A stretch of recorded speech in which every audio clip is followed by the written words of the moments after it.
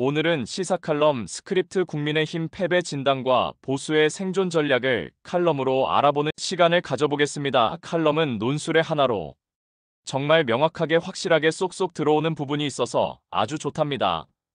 이야기 글도 좋지만 가끔씩 이런 비문학적인 글도 괜찮지 않습니까? 칼럼을 시작합니다. 대한민국 보수정당 국민의힘이 다시 한번 역사적 패배를 맞았습니다. 2024년 4월 22대 국회의원 총선에서 이미 108석으로 참패했던 국민의힘은 이제 윤석열 대통령 탄핵 가결이라는 정치사상 초유의 사태를 겪으며 존립 자체가 흔들리고 있는 상황이죠.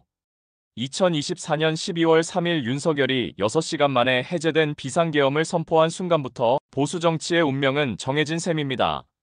누구도 쉽게 예상하지 못했던 결과였지만 그 과정과 이유는 이미 오래전부터 차곡차곡 쌓여오고 있었던 것이죠.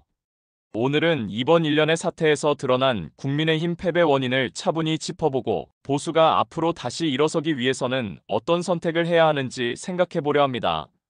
일장 내부 분열과 세대교체 실패 이준석부터 한동훈까지 국민의힘 내부 갈등은 윤석열 정부 출범 이후 더욱 노골화된 상황이었습니다.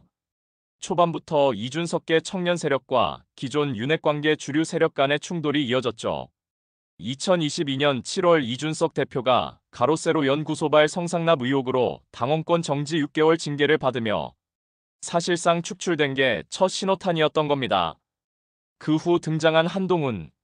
한동안 보수 진영 전체가 한동훈에게 새로운 희망을 걸었죠.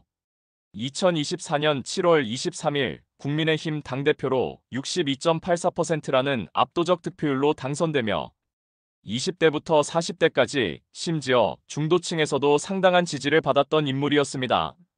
하지만 당내 기득권 세력은 이 흐름을 과감히 받아들이지 못한 상황이었죠. 2024년 12월 16일 윤석열 탄핵 가결 이후 최고위원 5인이 전원 사퇴를 합니다. 한동훈마저 당대표직에서 사퇴하는 형국이 된 겁니다. 이 과정은 보수정당이 결국 기득권 유지에 급급한 구태보수라는 인식을 더욱 굳히게 만드는 결과를 낳았습니다. 특히 자산 상위 집단에서만 국민의힘을 지지한다는 분석이 나오며 젊은 유권자와 수도권 중도층의 이탈은 이미 이때부터 본격적으로 시작된 것이죠. 공천 갈등, 인물 교체 실패, 진영 논리 반복, 민생 문제 외면까지 겹쳐진 상황에서 보수에 대한 피로감이 확산된 것도 당연한 결과였습니다.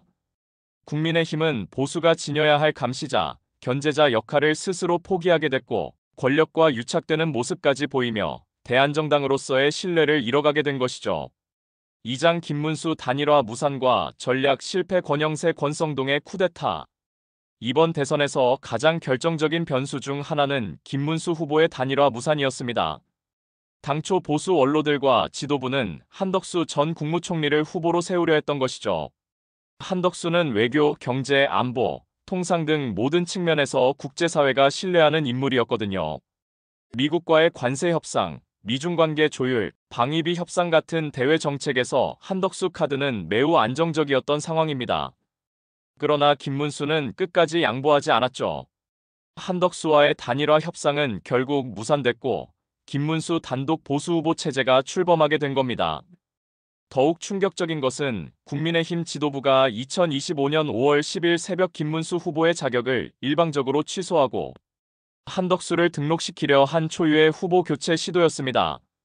권영세 비대위원장과 권성동 원내대표로 대표되는 쌍권 지도부가 새벽 3시에서 4시 단 1시간 동안만 후보 등록을 받는 날치기를 감행한 것이죠. 한동훈은 이를 두고 친윤 지도부가 당비를 내는 77만 명의 책임 당원이 여러 단계로 참여한 경선을 무효화해 무리하게 김 후보를 끌어내리고 당원도 아닌 한덕수 후보로 교체하는 것은 정당 민주주의를 버리는 것이라고 강력 비판하게 됩니다.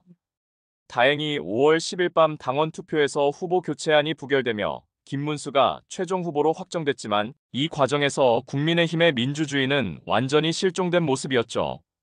이 과정에서 또 다른 대타론이 부상했으니 바로 한동훈이었습니다. 그러나 친윤들은 절대로 한동훈을 세우지 않을 것이었고 김문수 또한 강경했습니다.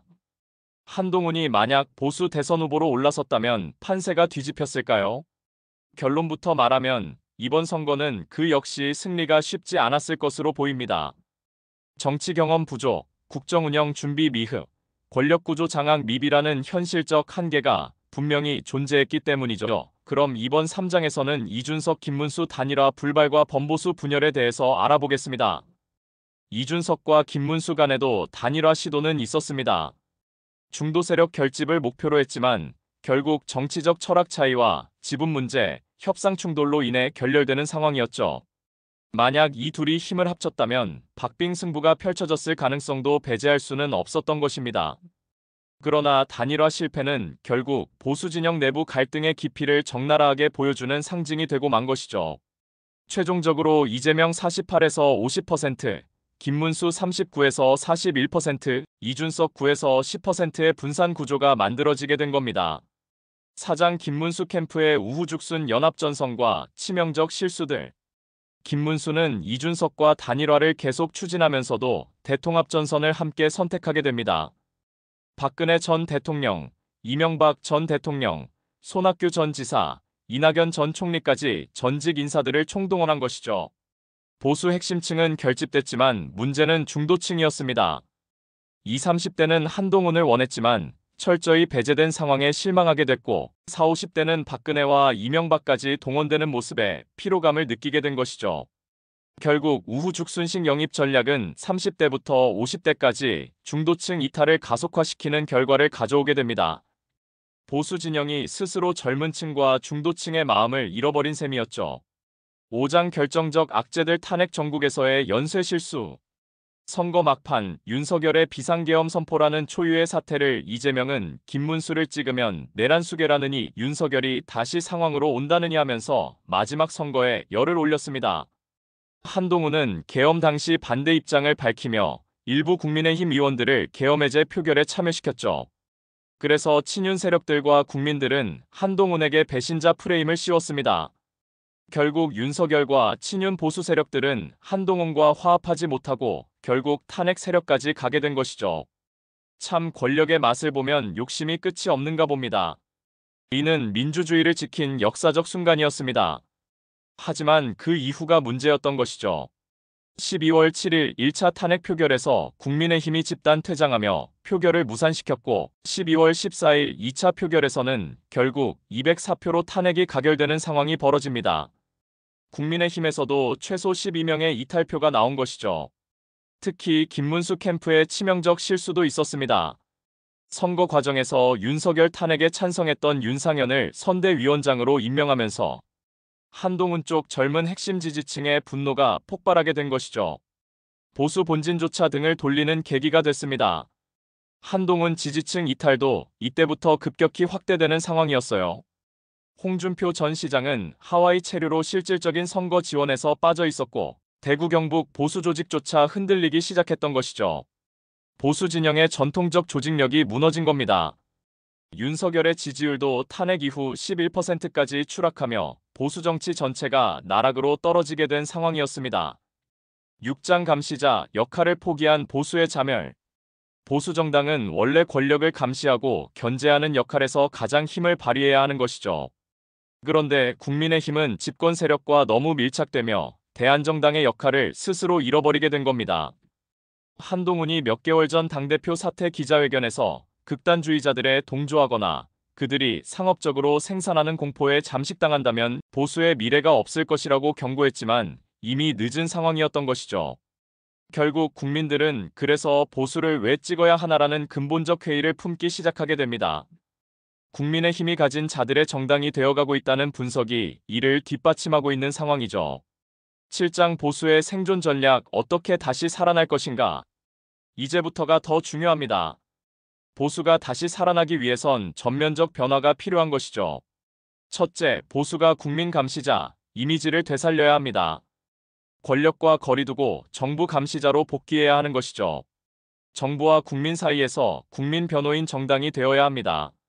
한동훈이 계엄 반대로 보여준 진짜 보수의 정신과 함께 찐 보수의 힘과 합해서 이재명 대통령의 독주와 거대 야당인 민주당의 독주를 막는 제1야당이 되어야 합니다. 그렇지 않으면 국민의힘은 나라를 팔아먹은 이완용보다 더 욕을 얻어먹을 것입니다. 정말 이런 상황에 대통령을 만들어준 국민의힘은 제발 자리 다툼보다는 나라의 미래를 생각해야 할 때입니다. 둘째, 세대교체와 리더십 재편이 필요합니다. 윤핵 관계를 해체하고 젊은 차세대 리더들을 육성해야 하는 상황입니다. 한동훈의 경우 탄핵 정국에서 보여준 원칙은 높이 평가받지만 기득권 세력들과의 화합으로 정치 경험이 많은 그들에게는 배우고 기득권들은 젊은 세대들에게 그들의 노하우를 가르쳐주면서 제발 화합하는 것을 보여줘야 할 때입니다. 특히 김문수처럼 청렴 결백하고 안철수처럼 정도를 걷는 정치인들과 함께 말입니다. 셋째, 중도층과 수도권 집중 공략이 필요합니다. 수도권 한강벨트 지역이 최대 격전지로 부상하고 있는 상황이죠. 이념이 아닌 실용과 민생 중심으로 청년과 경제 문제를 정확히 파고들어야 합니다. 넷째, 공천 시스템 혁신이 절실합니다. 국민 경선을 확대하고 개파 공천, 사천을 원천 차단해야 하는 것이죠. 김문수 후보 교체 시도 같은 반민주적 행태는 절대 재발해서는 안 됩니다. 다섯째, 보수 가치 재정립이 필요한 상황입니다. 반공과 법치와 시장 경제와 국민 자유라는 핵심 가치는 지키되 2025년형 실용 보수로 진화해야 하는 것이죠. 부정선거 음모론자들, 극단적 유튜버 같은 극단주의자들과는 선을 그어야 하지만 그들의 말도 전혀 허구는 아닙니다. 이제는 네 편 내 편 싸울 것이 아니라 이재명과 민주당의 폭주의 야당으로서 역할을 제대로 해야 국민들도 편이 갈려서 싸움을 하지 않습니다. 이번 국민의힘이 보여준 편가르기는 당을 파괴하기에 이르렀고 이런 결과를 가지고 왔습니다. 오죽하면 얼마나 못했으면 국민들이 그리도 흠이 많은 이재명에게 표를 줬을까요? 가슴에 손을 얹고 깊이 반성하고 후회하고 좋은 방안을 만들어야 할 것입니다. 여섯째, 정책 정당 이미지 강화가 필요합니다. 경제, 복지, 청년, 고령화 등 민생 중심의 해법을 내놓아야 하는 것이죠.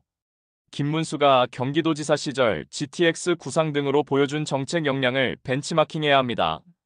일곱째, 보수의 장기 진지전 복구가 절실한 상황입니다. 보수 언론, 유튜브, 법조, 학계, 시민사회 플랫폼을 장기적으로 재구축해야 하는 것이죠. 촛불 집회의 응원봉 문화처럼 새로운 소통 방식도 받아들여야 합니다. 8장 국제적 관점에서 본 한국 보수의 위기는 무엇으로 극복할까요?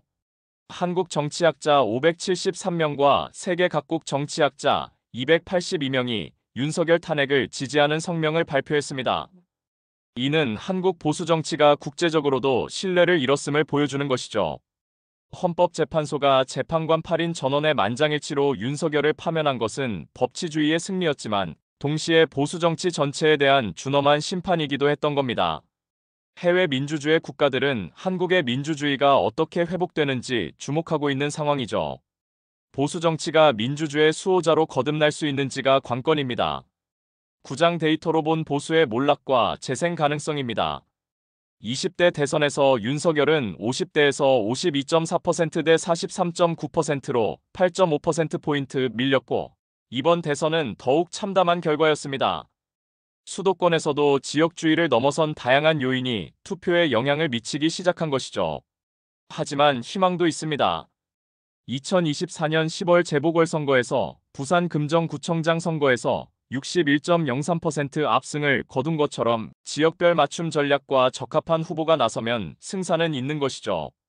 특히 이번 대선에서 김문수가 42% 가까운 득표를 기록한 것은 주목할 만합니다.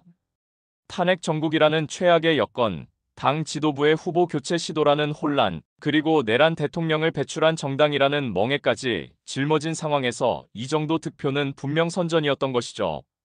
여론조사 전문가들과 정치권에서는 김문수였기에 42%가 나왔다는 평가가 지배적입니다.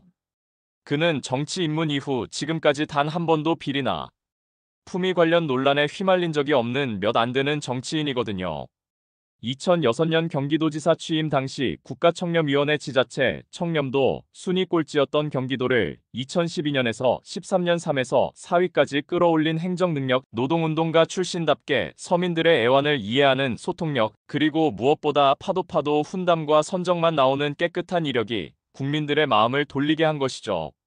나이가 73세로 트럼프 78세보다는 젊지만 고령이라는 약점이 있었음에도 개인의 도덕성과 검증된 행정 경험이 보수표를 결집시킨 겁니다. 만약 다른 후보였다면 30%대도 위험했을 것이라는 분석이 설득력을 얻고 있는 상황이죠. 국민의힘 새 판짜기 구체적 로드맵과 실행 전략은 어떻게 해야 하나요? 지금 국민의힘은 단순한 구호가 아닌 실행 가능한 로드맵이 필요한 상황입니다. 우선 1단계 긴급수습 2025년 6월에서 8월로 우선 당장 급한 불부터 꺼야 하는 것이죠. 현재 권성동 원내대표 대행 체제로는 한계가 명확합니다. 비상대책위원회 재구성이 시급한 상황이에요. 여기서 핵심은 탄핵 정국에서 원칙을 보여준 인물이어야 한다는 겁니다. 기존 의원들의 힘도 있어야지만 뒤로 물러나고 이제는 전면에 젊은 층을 앞세워야 합니다. 그리고 계엄 당시 국회로 달려갔던 의원들을 중심으로 민주주의 수호파 이미지를 구축해야 하는 것이죠. 2단계 당원과 당규 전면 개정 2025년 9월에서 11월. 가장 중요한 것은 김문수 후보 교체 시도 같은 일이 다시는 일어나지 않도록 하는 것입니다. 당원 제74조의 조항을 전면 삭제하거나 최소한 당원 3분의 2 이상 찬성이 있어야만 발동되도록 개정해야 하는 상황이죠. 국민 경선 비율도 현재 50%에서 70% 이상으로 확대하고 역선택 방지 조항도 폐지해야 합니다. 국민이 선택할 권리를 당이 가로막아서는 안 되는 것이죠. 3단계로는 인재 영입과 세대 교체 2025년 12월에서 2026년 상반기입니다. 포스트 한동훈을 키워내야 하는 상황입니다. 한동훈이 보여준 원칙 있는 보수주의의 DNA는 살리되 정치적 경험이 풍부한 인물들을 발굴해야 하는 것이죠. 하지만 더 중요한 것은 완전히 새로운 얼굴들을 영입하는 것입니다. 새로운 인물들을 기득권자들의 손아귀에서 가지고 주물럭거리지 말고 기득권자들은 뒤로 물러앉아 책사 노릇만 하시고 젊은이들을 가르치고 인도하면서 해나가는 것이 그나마 정치인으로서 그리고 국민의 힘이 나아갈 방향입니다. 제발 김재원 같은 사람들 얼굴 TV에 보이지 마시고 김용태 같은 젊은 사람들 얼마나 좋았습니까? TV 화면이 훤해지더라고요. 이번에 김문수 후보의 낙선은 나이도 한몫 철저히 했다고 봅니다. 그것이 실수입니다. 제발 젊은 정치인으로 변화하십시오. 패널들도 요즘은 나름 잘하던데 그것이 민주당에 밀린 또 하나의 이유입니다. 은행을 가도 나이 든 사람이 앉아있으면 싫듯이 국민의힘 나이 드신 분들 이제는 서서히 빠지시고 젊은 인재로 물갈이 하시기 바랍니다. 4단계는 지역 거점 재구축 2026년 하반기에서 2027년 대구와 경북마저 흔들리고 있는 현실을 직시해야 합니다. 리얼미터 조사에서 대구와 경북 지역 민주당 39.9%, 국민의힘 34.6%라는 충격적 결과가 나온 것이죠. 부산과 울산과 경남 PK 재건부터 시작해야 합니다. 김문수가 선전한 것처럼 개인의 도덕성과 검증된 능력을 가진 후보들을 지역별로 배치하는 전략이 필요한 것이죠. 수도권 공략도 체계적으로 접근해야 합니다. 한강벨트 9개 지역구 마포, 용산, 성동, 동작, 광진 등의 청년 정치인들을 전진 배치하고 GTX 같은 교통정책으로 실용성을 어필해야 하는 상황입니다. 5단계 이념 재정립과 정책 브랜딩 2027년에서 2028년. 우리는 누구인가를 다시 정의해야 하는 시점입니다. 기존의 반공과 안보 중심에서 민생과 실용 중심으로 전환해야 하는 것이죠. 물론 안보는 중요하지만 이제 국민들은 집값, 일자리, 교육비에 더 관심이 많거든요. 서민 보수주의라는 새로운 브랜드를 만들어야 합니다. 김문수가 노동운동가 출신으로 서민의 마음을 얻었던 것처럼 가진 자들의 정당 이미지를 벗어나야 하는 것이죠. 6단계 미디어 전략과 소통 혁신 2028년 대선 준비. 유튜브, 틱톡, 인스타그램 등 젊은 세대가 주로 사용하는 플랫폼에서의 존재감을 키워야 합니다. 하지만 여기서 중요한 것은 극단주의자, 음모론자들과는 차별화하는 것이죠. 한동훈이 경고했듯이 상업적으로 공포를 생산하는 세력들과는 선을 그어야 합니다. 건전한 보수 유튜버들을 육성하고 팩트체크와 건설적 비판에 기반한 콘텐츠를 만들어내야 하는 상황입니다. 이제 보수에게 필요한 건 누가 더 싸우느냐가 아닙니다. 국민이 신뢰하고 맡길 수 있는 성숙한 정당이 되어야 하는 것이죠. 12월 3일 계엄 당시 보여준 민주주의 수호 정신이야말로 진정한 보수의 모습입니다. 감시자이자 민생 전문가, 그리고 실용 보수. 이것이 보수가 살아남는 유일한 길인 것이죠. 헌법재판소에 만장일치하면 결정은 끝이 아니라 새로운 시작입니다. 보수 정치가 민주주의와 법치의 가치 위에서 다시 일어설 수 있을지, 그 답은 지금부터의 선택에 달려 있는 것입니다. 이재명의 독재를 막으려면 지금부터 당정비하고 다음 지방선거 준비하면서 지금부터 만들어 가길 바라며 오늘의 칼럼을 마칩니다. 감사합니다. 좋은 의견 있으시면 댓글로 남겨주시고 좋아요, 도 꼭 눌러주세요. 건강하십시오.